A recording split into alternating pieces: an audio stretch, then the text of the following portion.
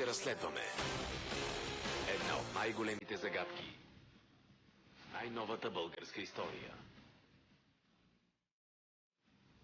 Секретната военна операция в Царичина. За някой това е феномен.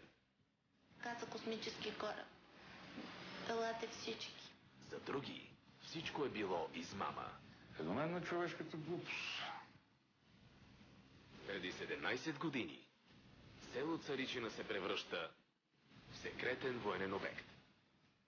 Генералният щаб на българската армия с помощта на екстрасенси започва да търси следи от извънземна цивилизация.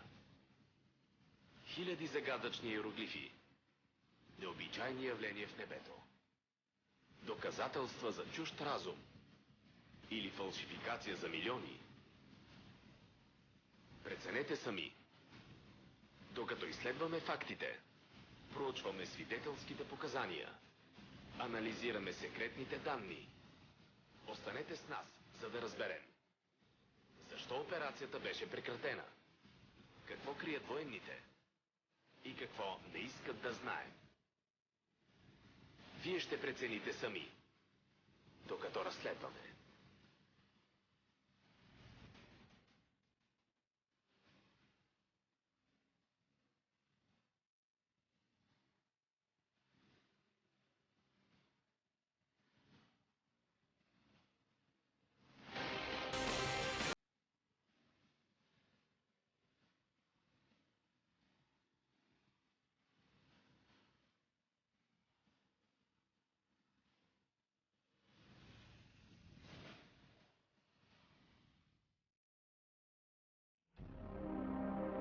Представете си, че живеете в едно малко село близо до София. Животът ви си тече тихо и спокойно. Но един ден пред къщата ви спират военни камиони. За броени часове центърът на селото се превръща в секретна военна зона. Звучи като сюжет за филм, но всичко това наистина се е случило. Село Царичина преди 17 години. Цялата история обаче започва с един сън. Сънят е на асансьорния техник Димитър Кекеменов. Той е роден в село Царичина, което се намира близо до София. В семейството на Кекеменов от поколение се предавала легендата за скритото съкровище на цар Самуил. Стотици златни предмети и ценности от царската хазна били заровени в Царичина. Много и маняри търсили съкровището на Самуил, но не откривали нищо. В една ноемврийска нощ на 1990 година Димитър Кекеменов сънувал 4 велики българи – Иван Вазов, Васил Левски, Христо Ботев и Георги Раковски. След този сън Кекеменов решил да сподели тайната за скритото съкровище на Самуил с единствените хора в България, на които имал абсолютно доверие – военните. Кекеменов помолил председателят на Асоциация Феномени Стамен Стаменов да го свърже с представители на генералния щаб на българската армия. Стаменов е завършил военно-въздушното училище, затова решил да потърси помощ от своя бивш преподавател, полковник Цветко Кънев. През 1990 полковник Кънев е бил заместник-началник на военно-научния отдел в генералния щаб на българската армия. На 4 декември 1990 Димитър Кекеменов разказал легендата за съкровището на цар Самуил пред висши български военни и представители на Асоциация Феномени. Кекеменов твърдял, че знае къде точно били заровени ценностите – в село Царичина. Полковник Кънев веднага докладвал за съкровището на тогавашния началник на генералния щаб, генерал Радньо Минчев. Същата вечер Елисавета Логинова, съпруга на служител в генералния щаб и начинаещ екстрасенс, поискала среща с генерал Минчев. Логинова обяснила, че получава телепатични данни от космически информационен канал. Данните потвърждавали, че в Царичина наистина е скрито съкровище. Генерал Радньо Минчев заповядал представители на генералния щаб и екстрасенси от Асоциация Феномени да направят проверка в село Царичина.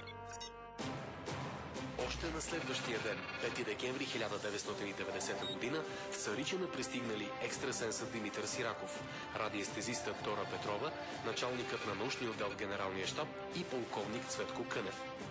Те направили изследвания и определили мястото, на което трябвало да започне търсенето на съкровището. Точно тук, на 100 метра от центъра на село Царичина. По онова време тази къща все още не е била построена. Димитър Сираков и Дора Петрова обяснили, че под тази улица има тунел, който води към съкровището. Вечерта на 5 декември 1990 екипът докладвал на генерал Радмил Минчев. Генералът похвалил специалистите за добре свършената работа. След това обявил, че е разработил план за секретна операция с цел търсене на съкровището в село Царичина. Генерал Минчев нарекал операцията «Слава». Тя стартирала още на следващия ден, 6 декември 1990. Рано сутринта от Софийското поделение 22980 тръгнали камиони натоварени с техника и войници. Успяхме да открием един от служащите по това време в поделението. Той пожела да запазим неговата анонимност, но разказа, че офицерите не са информирали войниците къде и с каква цел заминават. След няколко часа колоната от военни камиони пристигнала в Царичина. За броени минути това място било изолирано и обявено за секретен военен обект.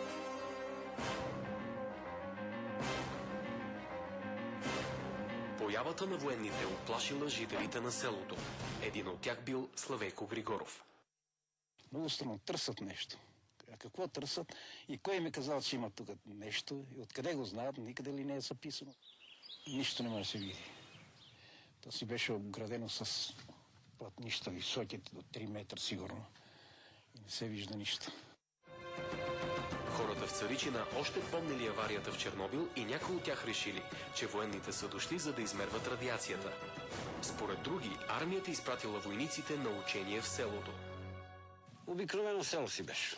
Всичко си беше нормално. Течеше си по-старому, хората си ходеха с стоката. Жителите на Царичина изобщо не подозирали, че по заповед на генералния щаб на българската армия, военните пристигнали, за да търсят съкровището на цар Самуил. Хората разпитвали войниците защо са дошли, но не получавали отговор. Интересно. Първоначално беше защо копаят тук, защо спират така движението, защо. После свикнахме вече. Войниците започнали да копаят на това място. То е било оградено с маскировъчна мрежа, а охраната не допускала хората от селото да се приближат. След няколко часа багерът, с който копаяли, ударил в скала. Офицерите на обекта се притеснили дали секретната операция няма да се провали. Екстрасенсът Димитър Сираков и радиестезистът Дора Петрова намерили решение. Те предложили на военните да започнат разкопки 100 метра по-надолу, близо до трафопоста. Началникът на генералния щаб Радмил Минчев заповядал на офицерите и екстрасенсите да се върнат в София. В Царичина останали войниците за охрана на обекта, заедно с цялата налична техника – камиони, радиорелейна станция и багер.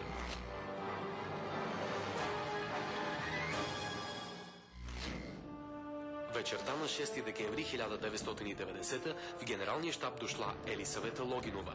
Тя разказала на генерал Радмил Минчев, че получила нова информация от извънземната цивилизация, с която поддържала телепатичен контакт. Генерал Минчев се зарадвал, че търсенето на Самуиловото съкровище ще може да продължи. Но Елисавета Логинова допълнила, че става дума за нещо много повече от обикновено съкровище. Според информацията от извънземните, в Царичина се намирала гробницата на първото разумно същество, което е живяло на Земята. То било двуполово и високо около 2,5 метра. Това, което аз виждах и съм го скицирала на лист бял хартия, е, че той има като една каменна обковка около самия скелет и мека, то не е глина, но като мек материал, който е полепнал около скелета, може би за да може... Това е нещото, което го е запазило през толкова много години. На 7 декември 1990 мястото на разкопките в Царичина било променено. Военните пренесли загражденията и цялата техника на 100 метра югоизточно от първия изкоп. Това било мястото, посочено от Елисавета Логинова.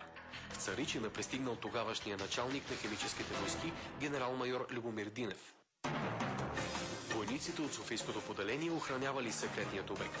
Копаяли само генерал Динев, полковник Цветко Кънев и още няколко висши офицери. Те следвали указанията, които Логинова получавала по телепатичен път от извънземния разум. В селото тръгнал слух, че военните са започнали да копаят нова дупка. Беше оградено с мрежа и копаеха. Доколкото си спомням, имаше и компресори. Тук беха отцепили малко от шосето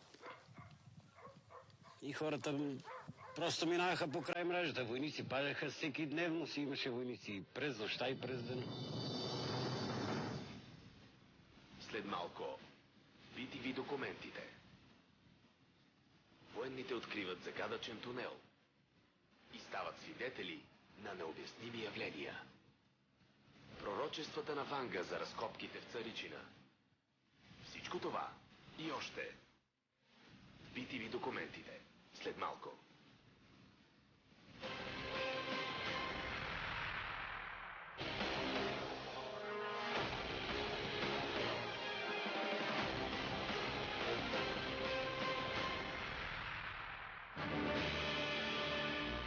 На 7 декември 1990 година село Царичина се превърнало в секретен военен обект с кодово име Слава. Екстрасенсът Елисавета Логинова поддържала телепатична връзка с извънземен разум. Тя започнала да изписва стотици листове с загадъчни иероглифи, без да знае какво точно означава. Копаели само висшите офицери, които следвали стриктно указанията, изпратени от извънземните, чрез Логинова. Целта на секретната операция била откриването на загадъчна гробница, която съхранявала скелетът на първото разумно същество, обитавало Земята. Тук бяха нашите канцелари, 3 на брой. Като първата канцелария, там се събираше цялият екип, който работеше. А в другите две ние спяхме. Това беше нашия хотел. До дървото имаше една голяма палатка, в която ние се приготвяхме, когато трябваше да слизаме в обекта, с специални облекла се обличахме. Облеклата били част от екипировката на българските химически войски, противогаз, ръкавици и на метало за радиоактивна защита. Началникът на генералния щаб Радньо Минчев заповядал в изкопа да влизат само най-сигурните и проверени хора. Жителите на Царичина се опитвали да разберат защо центъра на селото е блокиран от военните. Денонощната охрана, военната техника и липсата на информация разпалвала въображението на хората.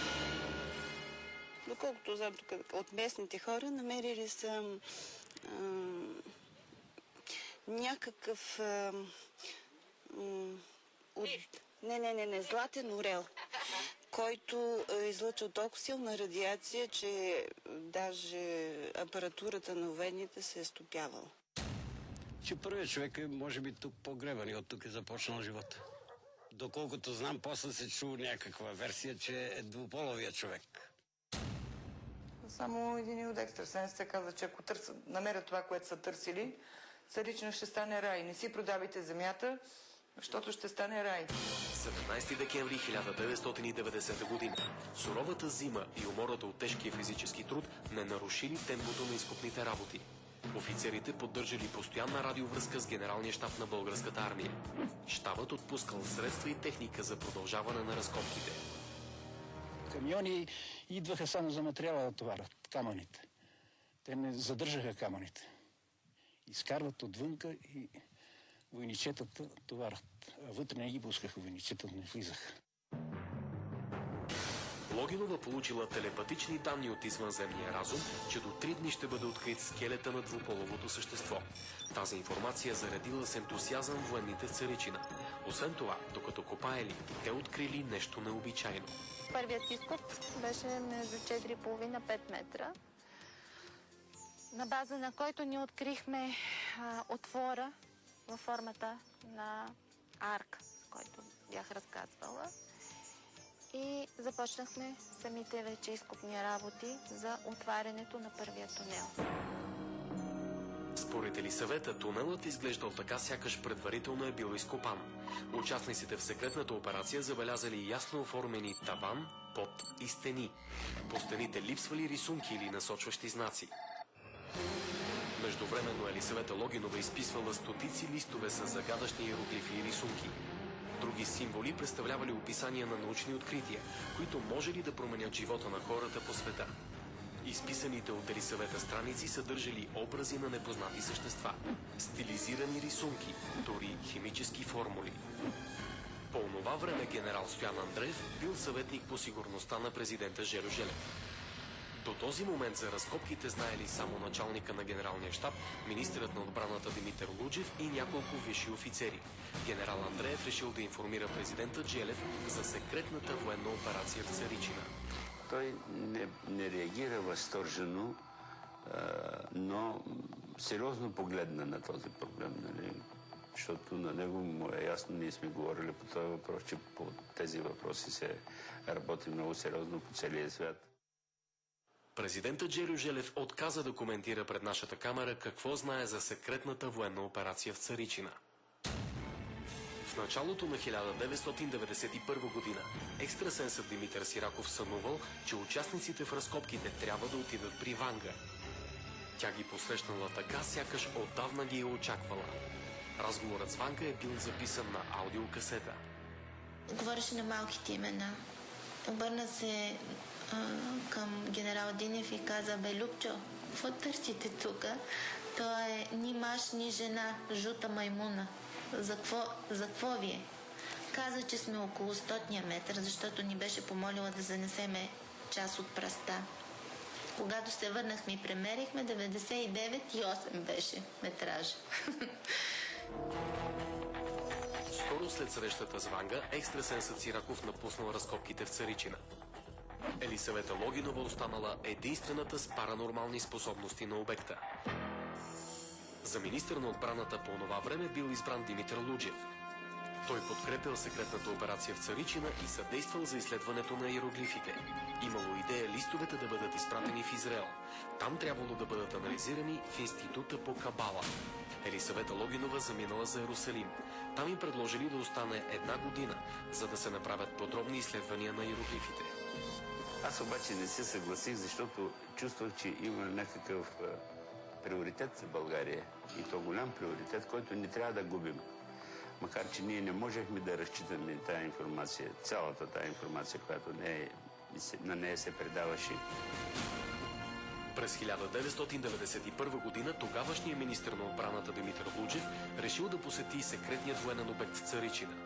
Той искал лично да се увери как вървят разкопките. Лужев идва, тогава беше министър на военните. Тук като скочи от колата, за участие надоле, младеж скача такъв. Викам, тук че и министрите знаха да идват вече. Питайте него, бе, той знае, бе. Попитахме Димитър Луджев, но той, както и президентът Желю Желев, отказа да коментира пред нашата камера какво знае за разкопките в Царичина. Работата в секретния военен обект продължила и през цялата 1991 година. Дължината на тунела надхвърлила 110 метра. Той бил с спираловидна форма и значително се различавал от традиционните начини за прокопаване на галерии в земята. В един от тези коридори той беше цялият сребрист, много интересен. И стените, и тавана, и пода бяха като лунна пътека, защото беше съвършенство, като правота на самите стени, много гладки, много изчистени на пода и на тавана.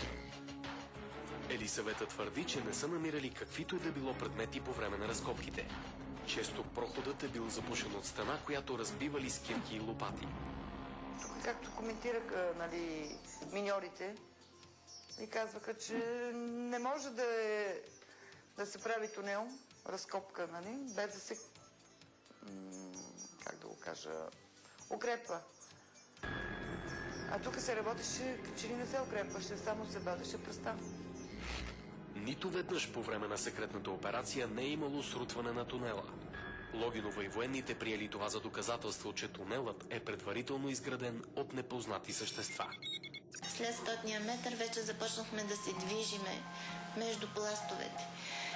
И аз самата съм си задавала въпроси защо отначало има градивност на тунели, а след това вече се движиме между земните пластове. И отговорът беше такъв, че преди милиони години тогава е бил положен този човек. С течение на времето, движението на земните пластове довежда до този спад на по-голяма дълбочина. Участниците в разкопките разказват, че секретната операция в Царичина често е била съпътствана с необясними явления. На едно място в тунела е имало енергийна стена, която е отблъсквала всички хора с изключение на Логинова и висшите офицери. Те приели невидимата преграда като защитен механизъм, който пазил пътят към гробницата на двуполовото същество. Скоро военните станали свидетели на още едно загадъчно явление. То е било наблюдавано както от участниците в разкопките, така и от няколко жители на село Царичина. Една нощ дежурният офицер се явил спешно при генерал Любомир Динев. Офицерът докладвал, че войниците, охраняващи обекта, забелязали нещо странно в небето. Генерал Динев веднага отишъл да провери. Нямаше и 5 минути се върна генерала, много развълнуван и каза космически кораб. Елате всички.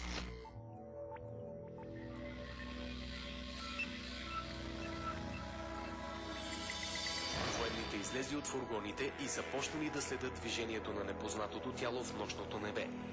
Логинова си спомня, че в този момент настъпила абсолютна тишина, сякаш времето било спряло.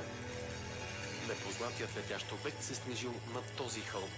Постепенно той започна да слиза, като от облака излизаха тези голями силни светлини, въртящи се в кръг. Стигна до билото на хълма и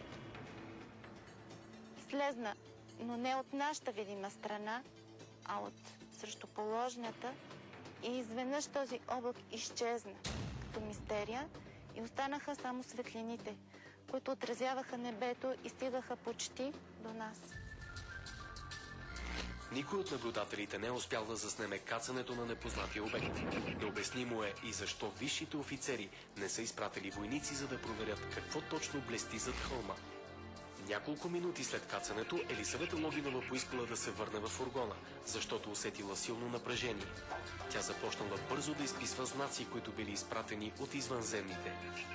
Те идват от планетата Плутон и че искат да влезнат в обекта, но тъй като тяхното влияние е много силно, затова е добре всички хора да са се прибрали. Никой да не бъде навън. Офицерите заповядали на войниците да се приберат във фургоните и да не излизат навън до второ нареждане. По телепатичен път извънземните съобщили на Логинова, че ще влязат в подземната галерия. Те поставили условие – никой да не излиза навън, докато са в тунела. Военните спазили уговорката. Според Елисавета Логинова, извънземните са останали в тунела около 1 час. После тя получила телепатична информация, че си тръгват. Хората може ли да излязат от фургоните, но не по-рано от 20 минути. Когато времето изтекло, военните пак забелязали странни светлини зад хълма. Отново никой не отишъл, за да разгледа отблизо непознатият летящ обект. По-късно Елисавета нарисувала как е видяла в съзнанието си загадъчните същества. Светлините изчезнали в небето и Логинова заедно с офицерите влязла в тунела.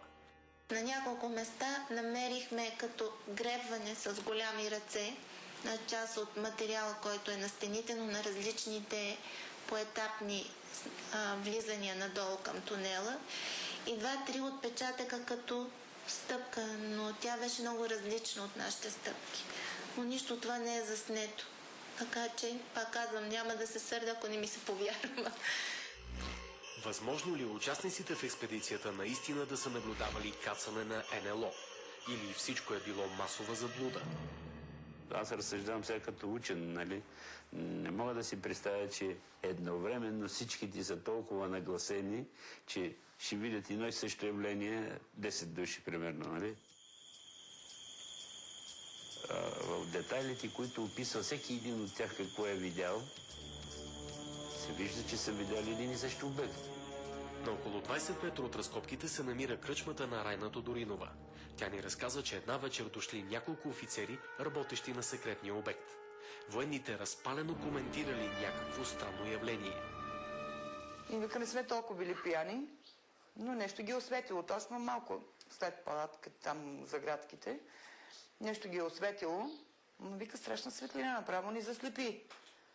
И после и с военните говорихме и те са видяли тази светлина, но каква е била точно, аз не съм я видяла. Сутринта му казвам на комшията. Он вика, ти знаеш, че моята жена она вечер същото го видяла, бе. Тя го видяла там, вика, също как ти ми го разправяш, така и тя ми каза, аз я се интересах, вика, и не повярвах. Секретната военна операция в Царичина продължила и през 1992 година. Спираловидният тунел растял и достигнал дължина 160 метра. Но гробницата на древното двуполово същество още не била открита. Скоро извънземните съобщили на Логинова, че само след 5-6 метра тунелът ще достигне гробницата на тайнственото същество. Междувременно за министър на отбраната след Димитър Луджев бил назначен Александър Сталийски. Той забелязал, че в продължение на 2 години Министерството на отбраната и Генералния щаб на армията отпускали големи средства за секретна операция в село Царичина. Аз виждам докладните записки. Моля да се продължи финансирането на операция Слава, секретна военна операция Слава, седи колко си лева. И министъра подписва. Новият министър на отбраната Сталийски поискал обяснение от висши военни каква е целта на операцията. Щом чул думите извънземни и гробница на двуполово същество, Сталийски веднага издал заповед за прекратяване на разкопките в Царичина. И за 24 часа не зная какво стана. Работата беше спряна и беше сформирана комисия, която от най-различни български специалисти в различни насоки. През 1992 година професор Димитър Овчаров е бил директор на Националния археологически институт. Един ден генерал Любомир Динев му показал листове с иероглифи, изписани от Логинова. Професор Овчаров попитал защо генералът се обърнал точно към него за съвет. Затова, защото те са казали на контактьорката: обърнете се към един човек, който се казва Димитър и работи срещу Американското посолство. Американското посолство е археологически институт, аз бях директор. Тогава единственият Димитър. Така че трябва да се признае, че аз съм посочен с фиш за участие в тази история. Най-добрите български геолози, историци и археолози били изпратени на секретния военен обект в Царичина. Специалистите трябвало да направят изследвания и да подготвят експертна оценка за 2-годишните изкопни работи. Един от учените, изследвали разкопките в Царичина, бил сегашният директор на Националния исторически музей, професор Божидар Димитров. Те са попаднали на пласт шисти, който се дълбае много лесно, буквално като кашкавал. И общо взето сме ги спасили, защото след 10 метра, там Стара планина, така е конструиран 200 метра в плой шисти. Дълбай се лесно, те затова лесно, без укрепление, са стигали до долу. Няколко месеца учените изследвали подземната галерия в Царичина и страниците с иероглифи, изписани от Елисавета Логинова. Полковник Цветко Кънев влязъл в тунела заедно с професор Димитър Овчаров. Тогава ги ръководеше полковник Кънев, ми каза: ето вижте, тук има рисунки. Погледнах аз, понеже се занимавам с такива проблеми, никакви рисунки нямаше. Тук има зид. Нямаше зид. Това са едни плочи, които после геолозите установиха, че това са шисти, които се напластяват. Така че създава впечатление на градеж, но не е градеж. Геолозите взели проби от стените на тунела и изследвали състава на почвата. Научната комисия изготвила карти и графики с най-модерната за онова време техника. Ни представихме своя доклад, в който написахме, че всичко това е шменти капели. Шифровците казаха, че такъв шифър не може да има. Има над 700 знака, а шифрите обикновено боравят 40-50 знака по цял свят. Психолози и психиатри направили поредица от прегледи на Елисавета Логинова. Те записали в протоколите, че е психически здрава. Аз най-напред я попитах тя: има ли някакви специални познания? Тя каза не, но после разбрах, че тя е завършила керамично училище, че умее много да рисува. Професор Божидар Димитров поискал от Логинова да разговаря с извънземната цивилизация, която изпращала информация. Чрез телепатична връзка извънземните обяснили на професор Димитров, че са от български произход. Те можели да спасят човечеството от гибел и разполагали съзнания, които ще ли да превърнат България в световна сила. Професорът попитал извънземните чрез Логинова, защо веднага не изпратя знанията си на българите. Отговориха чрез устата, че нищо на този свят не се дава. Трябва да се потрудим. Ние човечество не се труди. Трудят се 20 на трудовачите. И то в много тежки условия. Най-добре е веднага да ми изкарат, иначе не ги признавам за българи. Объркаха се на сънародниците и прекратиха контакта с мен. Малко по-късно той каза, че аз не мога нищо, че това е игра на моя интелигентен болен мозък. И защото съм хубава, затова мога да си водя такива експерименти с генералния щаб. Питам Бога ми, може ли дори Клаудия Шифър да може да манипулира един генерален щаб без да има други способности? Това е невъзможно. Специалистите подготвили няколко доклада с резултатите от изследванията на секретния обект в Царичина. Документите били изпратени в Министерството на отбраната и Генералния щаб на Българската армия. Ние дадохме своите заключения. На базата на това в Министерството се взе решение да се прекрати работата на Царичински изкоп или дупка. Аз не обичам тая дума дупка, но така се наричаше. И да се запечати тя. След 2 години и половина разкопки, военните си тръгнали от Царичина. Според Елисавета Логинова, входът на тунела бил затрупан с камъни, а след това капсулиран с бетон. И това не разбрахме. Заградено вътре и не разбрахме кога. По едно време се дръпнаха оградите и всичко си е нормално, заличено. През 1993 година, няколко месеца след спирането на разкопките в Царичина, били повдигнати обвинения срещу участниците в секретната операция. В Софийската окръжна военна прокуратура започнало дело за безстопанственост и разхищение на държавни средства. Обвиниха ни, че сме изразходвали над 16 милиона лева за работата в Царичина. Затова станахме подсъдими. Бях заплашвана със затвор, ако не кажа истината за Царичина, за това, което сме търсили и това, което го изписвам. Аз мога да лежа в затвора 3-4 години. И аз казах, ако има за какво, нека да бъда съдена. Но аз не разбирам за какво мога да бъда съдена. Делото продължило няколко месеца, но никой от участниците в разкопките не получил присъда. Според висши военни, които пожелаха да останат анонимни, решението на военния съд било, че не е открито нерегламентирано изразходване на държавни средства. Никой не беше осъден. Полковник един уволниха, или ако не се лъжи, се казваше генерал Динев. При опит да разговаряме с генерал Динев, той отказа да коментира работата си в секретния военен обект Царичина. Така изглежда днес мястото на разкопките. Времето се е постарало да изтрие всички следи от изкопните работи. Но хората от селото и участниците в операция Слава никога няма да забравят загадъчните събития. Обяснението на геофизиците беше, че аз разбирам от геология. Никога не съм изучавала.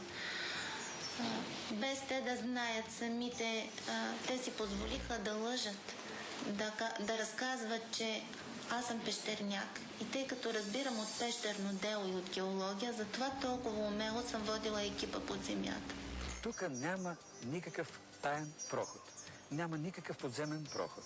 Просто вие разбивате земята и скалата и си правите проход.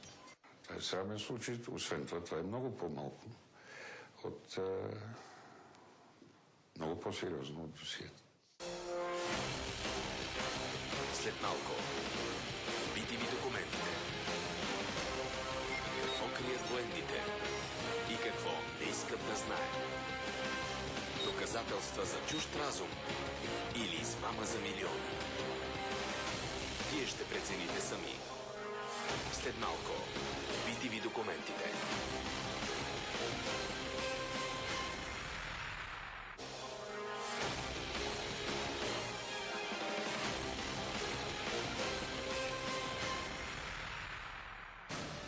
До този момент няма официално становище от Министерството на отбраната или Генералния щаб за целта и резултатите от секретната операция в Царичина. Но кой и защо има полза истината за Царичина вече 17 години да не излиза наяве? След малко вие ще прецените сами. Преди това, нека си припомним фактите. Факт номер 1.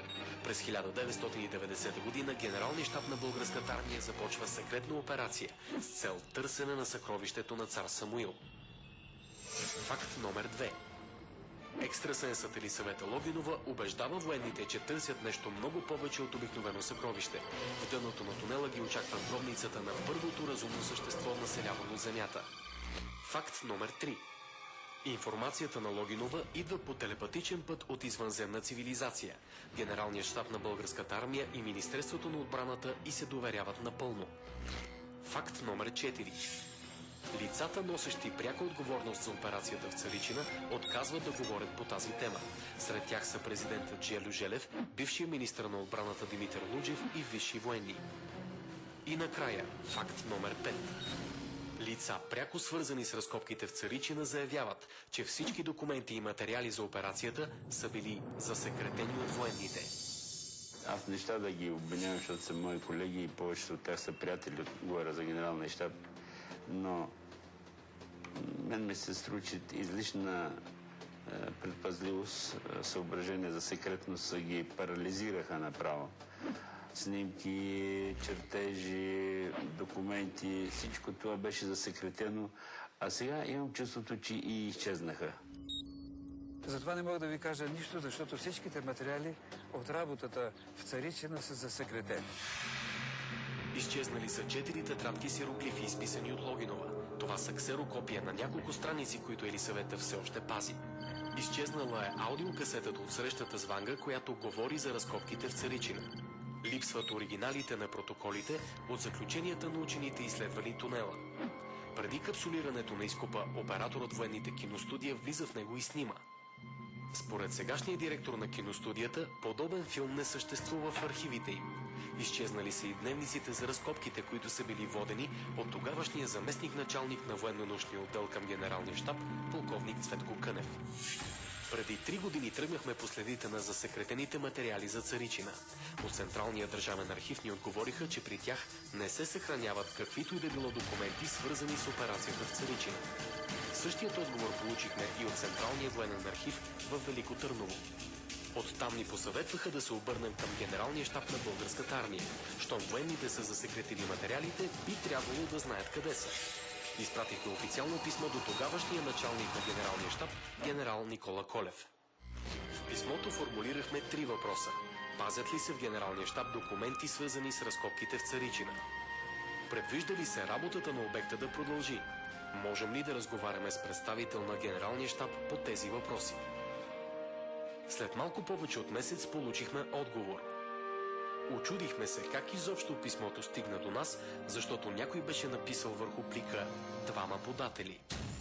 Уважаеми господин Лазаров, в отговор на вашето писмо до началника на генералния щаб на българската армия, генерал Никола Колев, ви уведомявам, че в генералния щаб не се съхраняват документи, свързани с разкопките в село Царичина. Ако има такива документи, те вероятно се съхраняват в участниците в експедицията, поради което следва да се обърнете за информация към тях. С уважение, началник на канцеларията на генералния щаб на българската армия, полковник Максим Пешев. Възможно ли е секретни материали за секретна военна операция да се пазят от цивилни лица? Преди 6 месеца отново изпратихме официално писмо до сегашния началник на генералния щаб на българската армия, генерал Златан Стойков.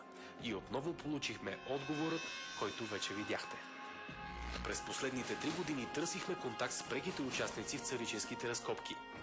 Оказа се, че много от висшите военни работели за секретната операция са починали.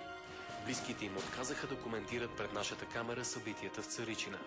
Истината, според мен, е следната. В тези бурни години на прехода, когато всеки търсеше някаква цица, за да издои от държавния бюджет, група цивилни и военни лица са намерили своя начин да откъснат от държавата няколко милиона лева.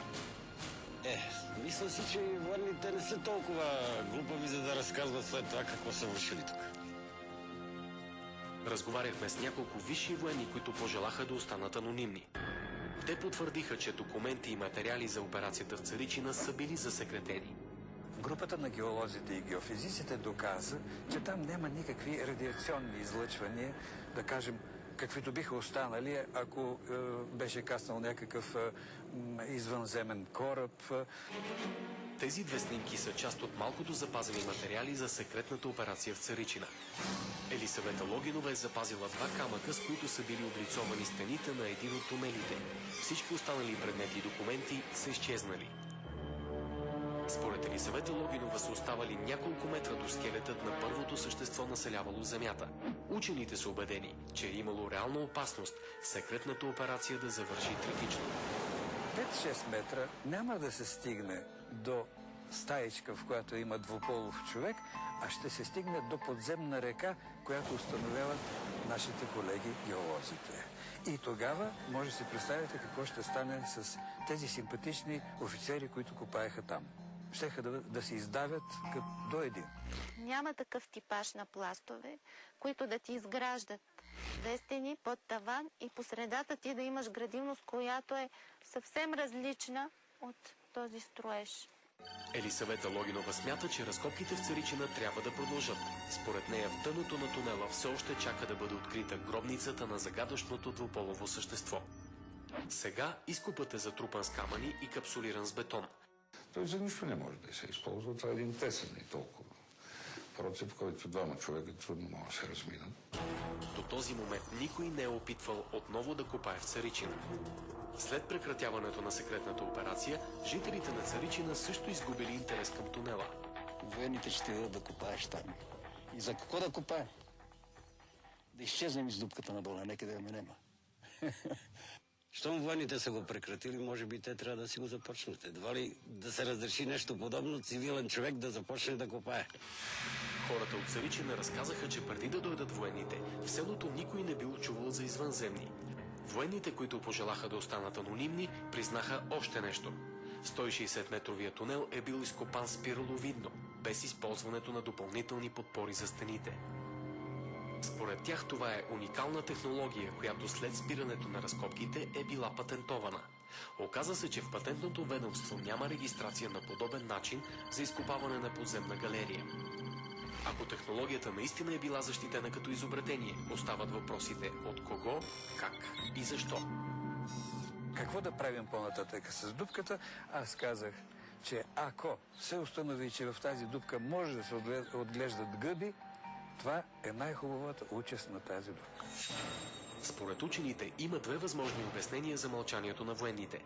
Първо, липсата на реални резултати след 2 години и половина изкупни работи и разходи на стойност 16 милиона лева. Второ, неудобството да се признае официално възможността Генералният щаб на Българската армия да е бил подведен. Нека припомним, че след делото за Царичина няма нито един осъден. Възможно ли е 2 години и половина Генералният щаб на Българската армия да работи по секретна военна операция, без да има основателни причини за това?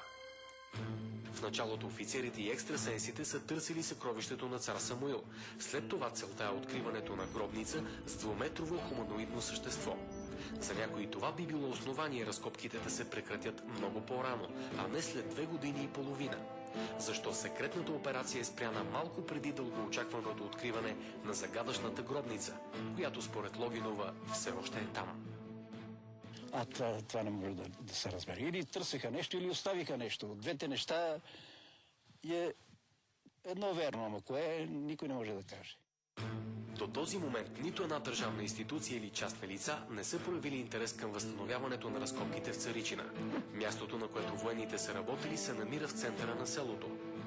Обектът не се охранява, може би заради това, че входът е затрупан с камъни, а след това бетониран. Но колкото и недостъпен да изглежда, няма гаранция, че някой ден някой ще се опита отново да влезе в тунела. Опасността от срутване на галерията и запълване с подпочвени води може да причини трагедия. 17 години след началото на разкопките, Царичина продължава да бъде феномен. Тук за първи път в историята на Българската армия военните провеждат секретна операция по данни, изпращани от извънземна цивилизация. Феномен Царичина има. И аз ще ви кажа какъв е феноменът. Това, че нищо в тази държава не бива да се извършва без участието на науката, когато тя трябва да се намеси. Феномен на човешката глупост и доверчивост и на безнаказаност. Един символ на това, което беше България в първото десетилетие на прехода. Министерството на отбраната е действало на своя глава и това беше отчетено и разбрано и затова се стигна до такива резултати. За Елисавета Логинова, светлината в дъното на тунела е гробницата на първият хуманоид, населявал Земята.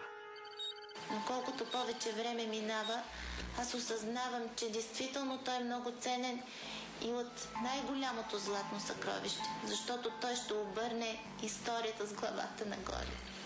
Ще обърне цялата църковна система, което не е малко. И не зная дали това не е една от причините, която да е спряла нашата работа.